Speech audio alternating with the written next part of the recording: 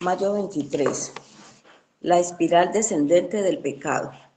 Al atardecer, David se levantó de su lecho y se paseaba por el terrado de la casa del rey. Y desde el terrado vio a una mujer que se estaba bañando, y la mujer era de aspecto muy hermoso. David mandó a preguntar acerca de aquella mujer, y alguien dijo: ¿no es esta Betsabé, hija de Eliam, mujer de Urías, elitita? Segunda de Samuel 11:2, de 2 al 3. ¿Cómo pasó David de ser un rey piadoso a un adúltero abusador? Sucedió por etapas, como tiende a pasar con el pecado. Para comenzar, David estaba solo. Esto podría parecer un detalle menor, pero 2 de Samuel 11:1 nos revela que era el tiempo cuando los reyes salen a la batalla. Sin embargo, David, en lugar de estar al frente de sus hombres, envió a Joab a pelear en su lugar. Asimismo, en lugar de cumplir su papel como rey, David estaba solo en el terrado de su casa. Desde el terrado, David vio a una hermosa mujer que se estaba bañando. Quizás haya visto a Betsabé por accidente, pero sí pudo haber evitado fijar la mirada de ella. El problema no fue que captó un vistazo de ella sin querer, el problema fue que no le quitó la vista.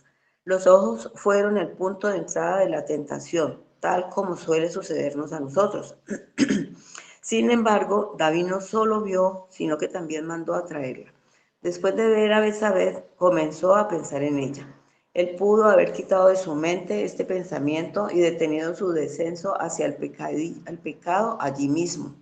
Pero al fracasar en este punto, sus pensamientos lo condujeron a actuar, de manera que envió a pedir información sobre la mujer. Descubrió que se trataba de Betsabé, la esposa de uno de sus guerreros más importantes. Este descubrimiento de que Betsabé estaba casada con Urías debió de haber puesto fin al asunto. Él conocía el mandato de Dios: no cometerás adulterio. Éxodo 20:14. Sin embargo, ni esto lo detuvo. Cuando la lujuria se apodera de nosotros, la conciencia se desvanece y la razón se derrumba. Así que David envió mensajeros y la tomaron. Y cuando ella vino a él durmió con ella. Segunda de Samuel 11:4. Parece que ella no tuvo opción de tomar una decisión al respecto. Este relato debe servirnos como una gran advertencia. Pablo advirtió a los corintios: el que cree que está firme, tenga cuidado, no sea que caiga. Primera de Corintios 10:12. Si David, un hombre amado por Dios en gran manera, pudo caer así, entonces jamás debemos pensar que somos incapaces de una caída semejante. La complacencia es la madre del pecado. Si David hubiera tenido cuidado, habría dirigido a sus hombres en la guerra, habría desviado la mirada, habría detenido sus pensamientos, no habría usado mal su poder para acostarse con Betsabé. Dios ha prometido que con la tentación proveerá también la vía de escape, a fin de que puedan resistirla. Primera de Corintios 10:13. Él proveyó a David muchas oportunidades para detenerse. La tragedia fue que no las aprovechó. Al igual que David, tú mismo serás tentado en esta vida, pero Dios ha prometido que siempre habrá una salida. ¿Con qué tentaciones específicas estás luchando en este momento? Agradece a Dios por su fidelidad. Ora para que te dé la fuerza para soportar la tentación y evitar así la espiral descendiente del pecado. Ten cuidado. Para profundizar, 1 Corintios 10, del 12 al 14. Amén. Amén. Muchas gracias, doña Estela. Buenos días para todos los que se acaban de conectar. El Señor los bendiga hoy rica y abundantemente. Y bueno, nuevamente para mí es un privilegio el poder compartir con ustedes una meditación acerca del devocional del cual se acaba de leer. Realmente este devocional, hermanos, toca un punto muy importante en la vida del creyente que tiene que ver con el pecado, algo con lo que constantemente estamos luchando todo el tiempo. Y créanme, hermanos, que esto es un tema muy importante porque eh, es una lucha diaria, es una lucha constante. Cada día el creyente, el verdadero creyente, lucha con, con su pecado, sea cual sea. sea el orgullo, sea la avaricia, la codicia, la lujuria, pero constantemente estamos luchando con eso. Y bueno, hermano, realmente pues en esta mañana pues estamos reunidos eh, para examinar un tema de profunda importancia en nuestra vida espiritual y que tiene que ver con la naturaleza engañosa del pecado y su poder destructivo si no estamos vigilantes. Entonces, hermano, esta enseñanza, como se detalla y como se titula en el devocional de hoy, es la espiral descendente del pecado. Y realmente es interesante porque toma como ancla el conocido pasaje del relato del rey David que se menciona en segunda de Samuel, capítulo 11. Y hermanos, realmente desde una perspectiva reformada, nosotros entendemos que el pecado no es un mero error o una simple flaqueza humana, es una ofensa contra la santidad de Dios, una rebelión contra su ley perfecta y una corrupción que afecta cada fibra de nuestro ser. Aunque por la gracia de Dios en Cristo hemos sido justificados y estamos siendo santificados, la lucha contra el pecado remanente es una realidad diaria en la vida del creyente. Entonces, hermanos, el estudio que quiero compartir con ustedes está compuesto por tres grandes puntos que quisiera considerar esta mañana. Entonces, el primer punto es la anatomía del pecado. El segundo, la advertencia y la promesa que podemos ver en 1 Corintios 10, 11 al 14. Y por último, una aplicación pastoral. Entonces, quiero empezar con el primer punto que quiero que veamos en 2 Samuel capítulo 11, es la anatomía del pecado. Entonces, nosotros vemos en este pasaje, se nos presenta un cuadro que es realmente muy trágico. Estamos viendo a un hombre conforme al corazón de Dios, al rey ungido, al rey David, que cae en una espiral de pecado que lo lleva a cometer un adulterio y como consecuencia un asesinato. Ahora, ¿cómo pudo suceder esto? Entonces, analicemos esa anatomía de esta caída. Entonces, si ustedes tienen sus Biblias, leamos ese pasaje de 2 Samuel, capítulo 11, y leo los versículos 1 al 2. Voy a volverlos a leer. Bueno, vamos a volverlos a leer. Aconteció al año siguiente, en el tiempo que salen los reyes a la guerra, que David envió a Joab y con él a sus siervos y a todo Israel, y destruyeron a los amonitas y sitiaron a Rabá. Pero David se quedó en Jerusalén. Y sucedió un día, al caer la tarde, que se levantó David de su lecho y se paseaba sobre el terrado de la casa real, y vio desde el terrado a una mujer que se estaba bañando, la cual era muy hermosa. Ahora, hermanos, este texto que acabamos de leer, ahí notemos un primer paso que es muy sutil. Mírenlo o analicemos lo siguiente. Mientras los hombres de David, mientras sus guerreros estaban en el campo de batalla, cumpliendo con su deber, David estaba en Jerusalén, que es lo que acabamos de leer, en un momento de aparente ocio y desocupe.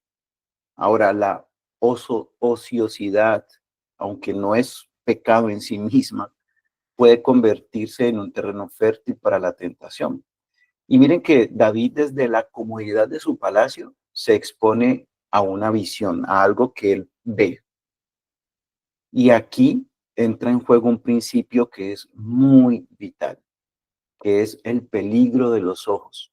Dice Proverbios capítulo 4, versículo 23, y nos exhorta de la siguiente manera. Sobre toda cosa guardada, guarda tu corazón porque de él mana la vida. Y también Job capítulo 3, versículo 11, dice, capítulo 31, versículo 1. Job capítulo 31, versículo 1, dice que, hice un pacto con mis ojos. ¿Cómo pues había yo de mirar a una virgen? Entonces, hermanos, nuestros ojos son ventanas al alma y lo que permitamos que entre por ellos puede alimentar pasiones pecaminosas. En este caso, David vio a Betsabé y la vio muy hermosa. Obviamente, la escritura no detalla qué fue lo que exactamente vio David, pero o qué fue lo que vio en Betsabé, pero la Biblia dice que esta mujer se estaba bañando, o sea que es muy probable que la haya visto desnuda, y la vio muy hermosa. Y por ahí entró el pecado. Ahora, dice el versículo 3, envió David a preguntar por aquella mujer y le dijeron, aquella es Betsabé, hija de Eliam, mujer de Urías, Eteo. Y esto que vio inicialmente David podría haber sido algo accidental, por así decirlo, pero lo que nosotros vemos por testimonio de la escritura es que David no se detuvo solamente allí. O sea, él, en lugar de apartar su mirada y huir de la tentación, él la contempló, indagó sobre esta mujer. Y aquí vemos, hermanos, cómo la semilla de la codicia comienza a germinar poco a poco, poco a poco. Dice, bueno, de hecho, el 10º mandamiento que está en Éxodo capítulo 20, versículo 17, nos advierte contra la codicia. Y David codició a esta mujer. De hecho, era la mujer de su prójimo. Y Santiago capítulo 1, versículo 14 al 15 nos describe este proceso. Dice, sino que cada uno es tentado cuando de su propia concupiscencia es atraído y seducido. Entonces la concupiscencia, después que ha concebido, da a luz el pecado, y el pecado, siendo consumado, da a luz a muerte. Entonces mire cómo poco a poco vamos revisando y vamos encontrando, nos vamos dando cuenta cómo es la anatomía del pecado. Luego sigue el versículo 4 de 2 de Samuel. Y envió David mensajeros y la tomó y vino a él, y él durmió con ella. Luego ella se purificó de su inmundicia y se volvió a su casa. Y hermanos, lo que comenzó con una mirada ociosa y lo que comenzó como una contemplación codiciosa culminó en una transgresión consciente. Y lo digo que terminó con una transgresión consciente porque David era consciente de lo que él estaba haciendo, ¿sí? Porque él usó su poder que le fue otorgado como rey. Él, ¿cómo se dice? Abusó de ese poder.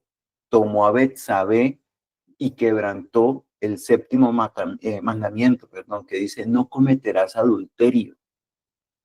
¿Sí? Y este acto no fue simplemente un desliz momentáneo, sino que fue una serie de decisiones conscientes que lo llevaron a pecar contra Dios, contra Betsabé y contra Urías, esposo de Betsabé.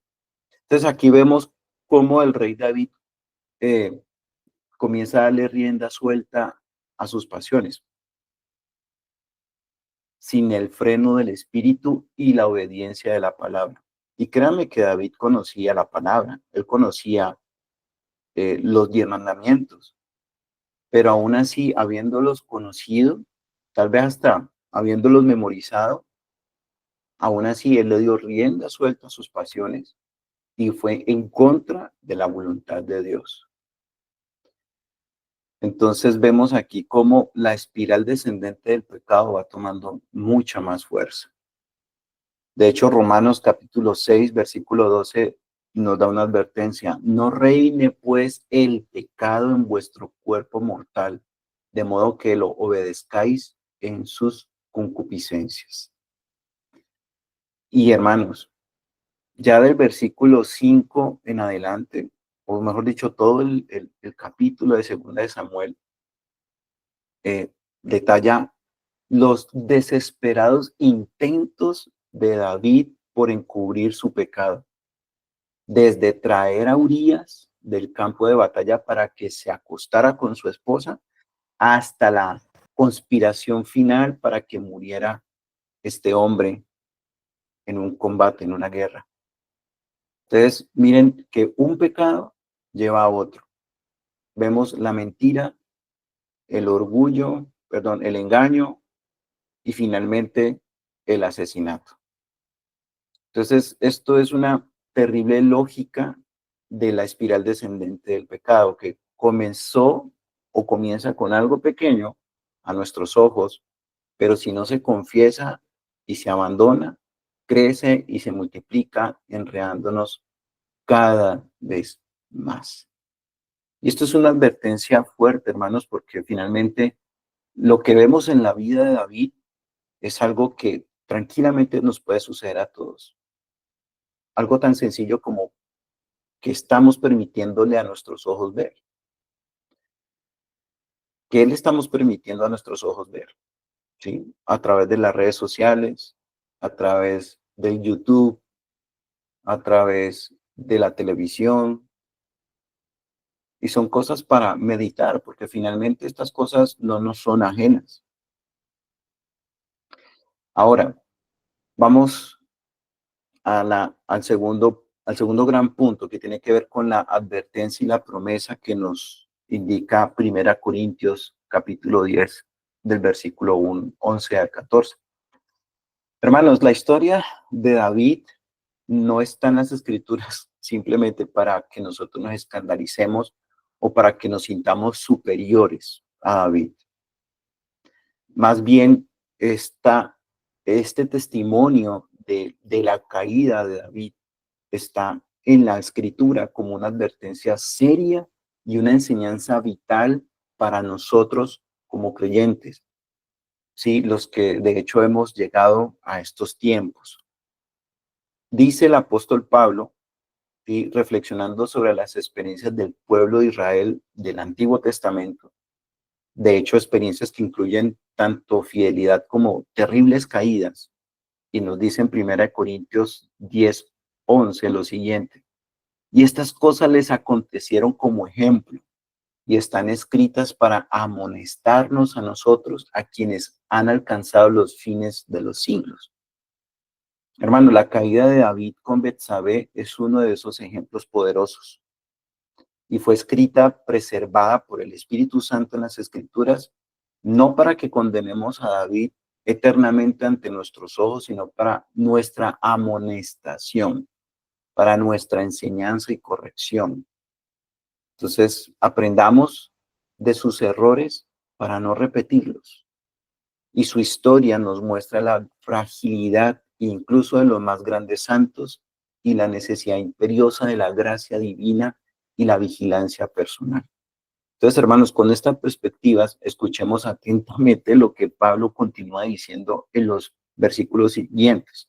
Versículo 12 de 1 Corintios 10. Así que el que piensa estar firme, mire que no caiga. No os ha sobrevenido ninguna tentación que no sea humana, pero fiel es Dios que, que no nos dejará ser tentados más de lo que podéis resistir, sino que dará también juntamente con la tentación la salida para que podáis soportar. Por tanto, amados míos, huid de la idolatría. Entonces, iremos parte por parte este versículo que nos da el Señor a través de 1 Corintios 10. Entonces, hay una advertencia que nos relata el versículo 12. Así que el que piense estar firme, mire que no caiga. Y eso es una advertencia, ¿sí? Es una advertencia que es pertinente a la luz de la caída del rey David y a la luz del versículo 11. Ahora, hermanos, yo les voy a decir lo siguiente. Si un hombre como David, tan bendecido, tan usado por Dios, pudo caer de tal manera, ¿sí? Y de hecho, como leíamos en el versículo 11 de 1 Corintios, y su historia nos sirve de ejemplo y de advertencia, la pregunta es, ¿quiénes somos nosotros para pensar que somos inmunes y que vamos a estar exentos de no caer. O sea, si cayó el rey David, que era el hombre conforme al corazón de Dios, un hombre ungido por el Señor, un hombre que fue guardado, bendecido por el Señor. ¿Qué podemos pensar entonces nosotros? ¿Somos superiores al rey David? De ninguna manera. De hecho, hermanos, la autosuficiencia espiritual es una trampa muy peligrosa. ¿Qué tenemos que hacer, hermanos? Debemos cultivar una dependencia humilde del Señor, reconociendo nuestra debilidad y la sutileza de Satanás para engañarnos. Y hay algo que hay que tener en cuenta y es que el orgullo precede a la caída, ¿sí? Ahora, el versículo 13 nos dice que no nos ha sobrevenido ninguna tentación que no sea humana. Y aquí nos está relatando la realidad de la tentación. Y es que, hermano, la tentación es parte de la experiencia humana después de la caída. Y nosotros no somos los únicos con los que luchamos con eso, ¿sí? Satanás es muy astuto y él conoce nuestras debilidades, pero la tentación en sí misma no es pecado. Ceder a la tentación sí es pecado. Y créanme que cuando nosotros cedemos a la tentación, ya no hay nada que hacer. Ahora, el versículo 13 continúa, pero fiel es Dios, que no os dejará ser tentados más de lo que podéis resistir, sino que dará también juntamente con la tentación la salida para que podáis soportar. Y este versículo es, hermanos, es maravilloso, es glorioso porque está relatando la fidelidad de Dios y una promesa que dice. ¿Qué dice la promesa? Que Dios es fiel, que Dios conoce nuestros límites, que Dios conoce nuestras debilidades. Y también dice que promete que con cada tentación Él va a proveer una salida, o como lo dice el devocional, un camino de escape. Entonces, hermanos, esta salida no es siempre culmina con la eliminación de la tentación, porque las tentaciones siempre van a estar, hermanos, siempre, sino que Él va a proveer la gracia y la fuerza para resistir la tentación y vencerla.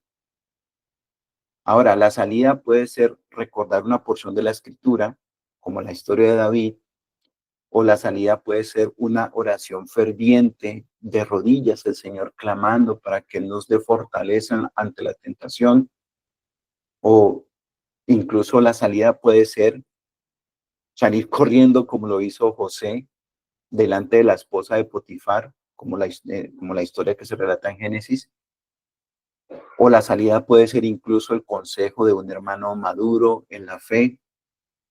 Entonces mire que el Señor siempre da provisión, Él va a proveer siempre la salida para la tentación. Ahora el versículo 14 viene un mandato que es, por tanto, amados míos, huid de la idolatría. Y aquí Pablo, el apóstol Pablo concluye este pasaje de la escritura con un imperativo, con un mandato, huyan, huyan. Obviamente en el contexto del pasaje, él se está refiriendo específicamente al pecado de la idolatría, pero el principio aplica a toda forma de pecado que busca quitarle la prioridad a Dios en nuestros corazones. Entonces, hermanos, el pecado en esencia es idolatría, porque el pecado se pone o se antepone más bien, eh, antepone nuestros deseos y pasiones, y pasiones, y específicamente al señorío de Cristo. Y nosotros debemos ser activos en nuestra huida del pecado. Hermanos, nosotros no podemos coquetear con el pecado, no podemos negociar con el pecado. tenemos que huir, así como lo hizo nuestro hermano y patriarca José. Y bueno, hermanos, por último, unas aplicaciones pastorales para que podamos guardar nuestro corazón en este mundo caído y que nos atañe específicamente ante la tentación. Y es interesante, hermanos, que la historia de David y las palabras del apóstol Pablo nos llaman siempre a una vigilancia constante y a una profunda dependencia de la gracia de Dios. La pregunta es, ¿cómo podemos entonces evitar la espiral descendente del pecado? Entonces, aquí unas aplicaciones pastorales y es, lo primero que nosotros, hermanos, tenemos que hacer es guardar los ojos y la mente. ¿Y qué quiero decir con esto? Es que nosotros tenemos que ser intencionales sobre lo que vemos y lo que permitimos que ocupe nuestros pensamientos. Hermanos, nosotros vivimos en un mundo muy saturado de imágenes y de información, lo cual eso nos lleva a que nosotros tenemos que ser muy selectivos. En esta semana escuchaba un testimonio del pastor Miguel Núñez, en donde él junto con su esposa decidieron no ver televisión. Y no porque el ver televisión en sí sea pecaminoso, sino que ellos en algún momento reflexionando, ellos llegaron a esta conclusión. Si yo estoy viendo televisión y tengo a mi lado, sentado a Cristo, ¿qué diría Cristo o qué pensaría Cristo de lo que yo estoy viendo en este momento en la televisión? Él contemplaría junto conmigo el ver esas imágenes. Y eso me dejó pensando mucho. Y yo decía, wow, Señor, es fuerte, pero es una realidad. ¿Cuántos de nosotros contemplamos el ver cosas y que simplemente las dejamos pasar por alto? Y a veces no nos preguntamos eso. Eso que yo estoy viendo, si Cristo estaría sentado al lado mío, ¿qué pensaría Cristo o cómo me vería Cristo? Tal vez si lo que yo estoy viendo también Cristo lo contemplaría y lo vería conmigo.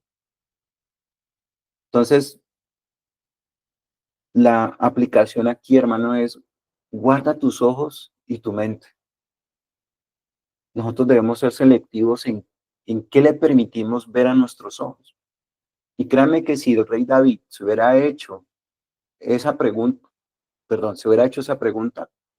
muy posiblemente él hubiera apartado su vista y se hubiera ido de la terraza y se hubiera puesto a hacer otra cosa. Pero él contempló el pecado, él coqueteó con el pecado. Dice Filipenses capítulo 4, versículo 8. Por lo demás, hermanos, todo lo que es verdadero, todo lo honesto, todo lo justo, todo lo puro, todo lo amable, todo lo que es de buen nombre, si hay virtud alguna, si algo digno de alabanza, en esto pensar. Y con esto, hermanos, dice bueno, de hecho, pues esta primera aplicación lo que nos lleva es que llenemos nuestra mente con la palabra de Dios, no con no con la basura que nos ofrece este mundo. ¿Sí? Yo en la célula que estoy, por la gracia de Dios, enseñando, hemos estado viendo una serie de estudios que tiene que ver con aprendiendo a ser un discípulo de Cristo. Y es interesante porque estamos viendo justamente una parte que tiene que ver con la memorización de la palabra de Dios. Y el memorizar la palabra de Dios nos lleva también a que nosotros llenemos nuestra mente de la palabra de Dios. ¿Sí? De hecho, Romanos dice que nosotros tenemos que renovar nuestra mente, pero para renovar nuestra mente tenemos que llenar nuestra mente de palabra, no llenarla de la basura de este mundo, porque entonces, ¿cómo vamos a ser transformados si nuestra mente está llena de basura? Una segunda aplicación y tiene que ver con reconocer y huir de las primeras señales de la tentación. Y hermanos, nosotros no podemos esperar a que la tentación se convierta o más bien se materialice, ¿sí?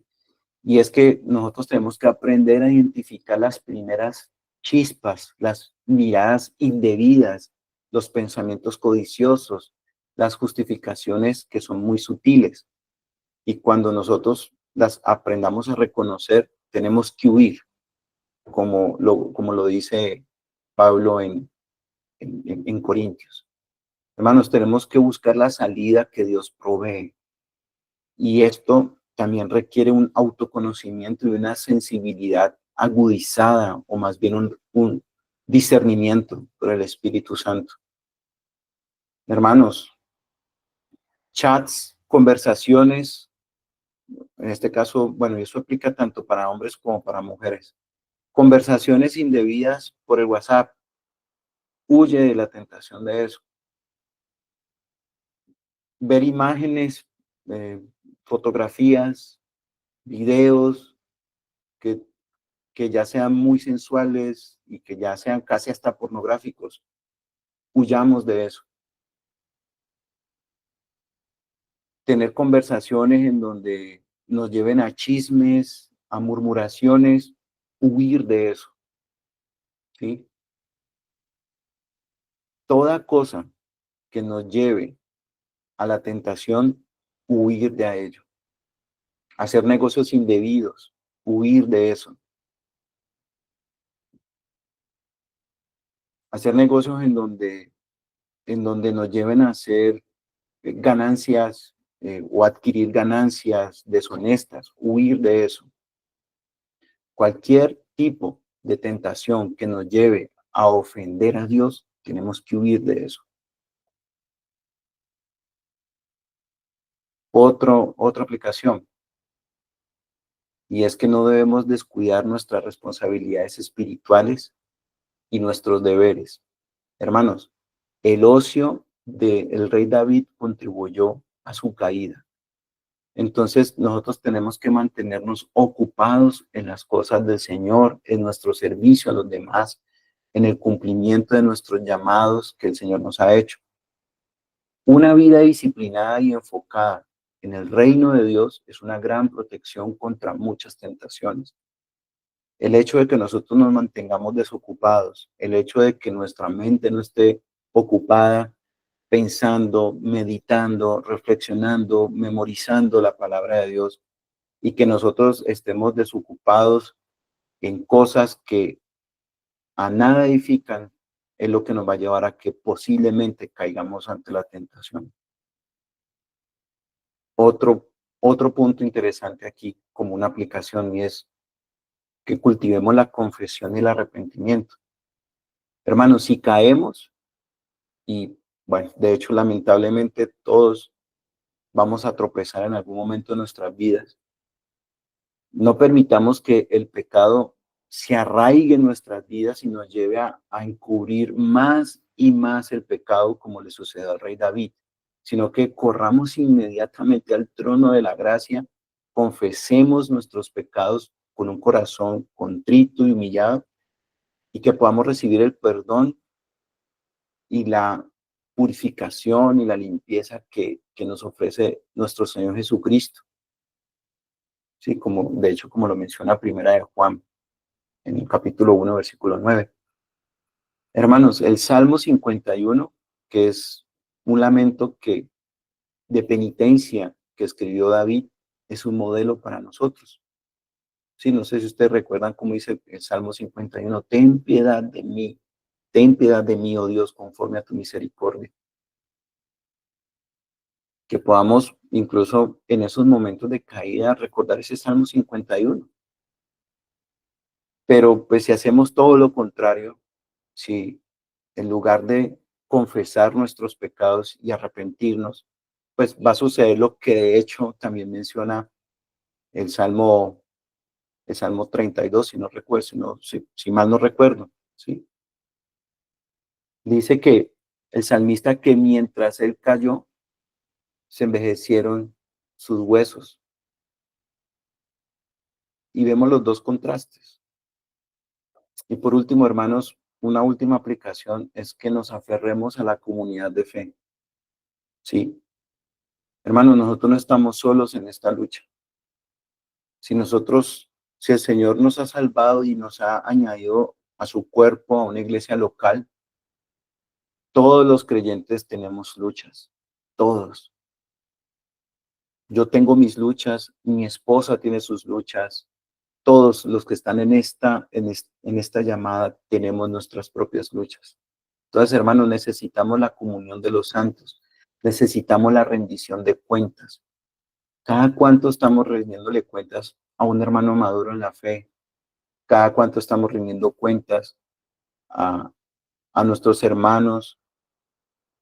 Y rendición de cuentas es una actividad y es un medio de gracia que el Señor nos ha proveído, no para que nosotros, cuando estemos confesando nuestros pecados a nuestros hermanos, como que nuestros hermanos caigan encima y nos den vara, sino más bien para que nosotros podamos buscar consejo a través de ellos y que ellos nos puedan animar, exhortar, orar por nosotros.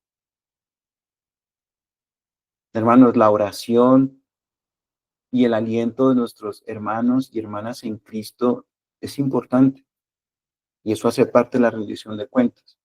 Dice Hebreos capítulo 10, versículo 24 al 25, que nos anima a que nos estimulemos al amor y a las buenas obras y que no nos dejemos de congregar. Pero para eso es la iglesia, hermanos, para que nosotros podamos compartir con nuestros hermanos nuestras luchas. Y finalmente, hermanos, la espiral descendente del pecado es una realidad en la vida del creyente, pero la gracia de Dios en Cristo es infinitamente más poderosa. La caída del rey David fue una caída vergonzosa, estrepitosa, y esa historia del rey David nos sirve, como dice 1 Corintios capítulo 10, versículo 11, de ejemplo y amonestación. Pero por la misericordia de Dios, hermanos, el rey David fue restaurado. Y su historia nos sirve como una advertencia, pero también nos recuerda que no hay pecado tan grande que la sangre de nuestro Señor Jesucristo no pueda cubrir si nos volvemos a Él en arrepentimiento y fe. Entonces, hermanos, que el Señor nos dé la sabiduría para discernir la tentación, la fuerza para resistirla y la humildad para buscar su rostro todo el tiempo, todos los días. ¿Sí? Y que por su gracia nosotros podamos evitar esta espiral descendente del pecado y que podamos caminar en la luz como Cristo es la luz.